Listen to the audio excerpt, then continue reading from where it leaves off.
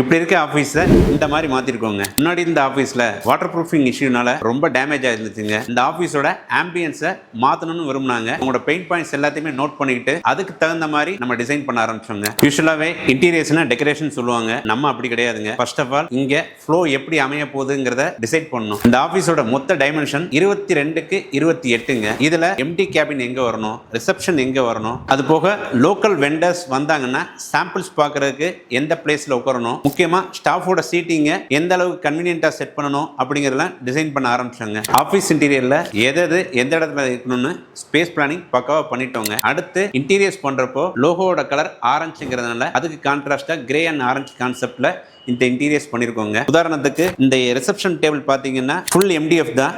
இதில் line patterns கொடுக்குறப்ப நமக்கு விஷுவலாக வந்து ஒரு நல்ல அப்பீலிங்காக இருக்கும். அது போக ரிசப்ஷனோட டேபிளோட ஹைட்டுமே ரெகுலர் ஹைட்டோட ஒரு 6 inches கூட்டியிருப்போங்க. எதனாலன்னா ப்ராடக்ட்ஸ் விசிபிளாக ஈஸியாக தெரியணுங்கிறதுக்காண்டி. விஷுவலாகவே ஆஃபீஸ் இன்டீரியர்னாலே ஃபோக்கல் பாயிண்ட் ஸ்ட்ராங்காக இருக்கணும்பாங்க. ஃபோக்கல் பாயிண்ட்னா ஆஃபீஸ்க்குள்ளே வந்தோடனே நம்ம எதை முதல்ல பார்க்குறோங்கிறது தாங்க. இந்த ஆஃபீஸில் வந்தோடனே பிராண்ட் அப்பீல் கொடுக்கணுங்கிறதுக்காண்டி இந்த லோகோவை கரெக்டாக என்ட்ரன்ஸில் வச்சுருக்கோங்க.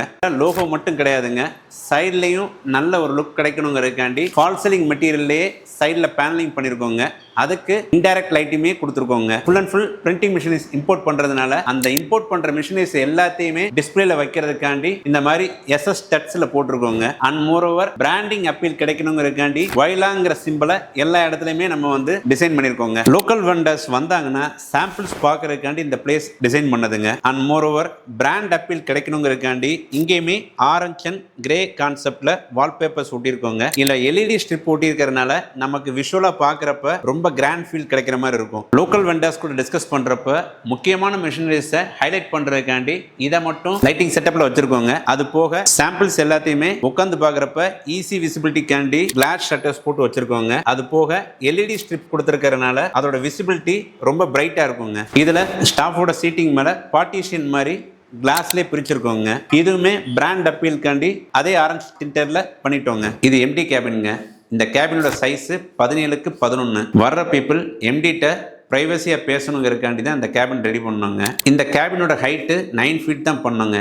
எதனாலன்னா ஏசியோட கூலிங் நல்லா நிற்கணுங்கிறதுக்காண்டி தான் இந்த ஹைட்டை 9 feetக்கு பண்ணியிருக்கோம். அண்ட் மோர் ஓவர் எம்டி கேபினில் எம்டி உள்ளேருந்தே வெளியே எல்லாத்தையும் வாட்ச் பண்ணுங்கிறதுக்காண்டி தான் இந்த கிளாஸ் பார்ட்டிஷன் கொடுத்துருக்கோங்க. கலர்ஸுமே ரொம்ப பிரைட்டாக இருக்கணுங்கிறனால சுற்றியுமே ஒயிட் கலர் பண்ணிட்டோம். ஃப்ளோரிங் மட்டும் இதுக்கு கான்ட்ராஸ்டாக இருக்கணுங்கிறனால கிரே கலரில் பண்ணோங்க. இதுவுமே வினில் ஃப்ளோரிங் தான், ஆனால் பார்க்குறதுக்கு உடன் ஃப்ளோரிங் மாதிரி ரொம்ப ப்ரீமியமாக இருக்குங்க. எம்டியோட கேபினுக்கு பின்னாடி ஒரு சின்ன வால் பேனலிங் ஒர்க் பண்ணியிருக்கோங்க. இது எல்லாமே ஃபால் சீலிங் மெட்டீரியல்ஸை வச்சே பண்ணிட்டோம். அது போக அவருக்கு பிடிச்ச கோட் சொல்லியிருந்தாங்க, அதை பேஸ் பண்ணி ஒரு வால் கிளாக்கும் வச்சு கொடுத்தோங்க. இன்டைரக்ட் லைட்டிங் பண்ணனால இந்த ரூம்குள்ள வர்றப்பயே மொத்த ஆம்பியன்ஸுமே ஒரு கார்பரேட் ஃபீல் கிடைக்குதுங்க.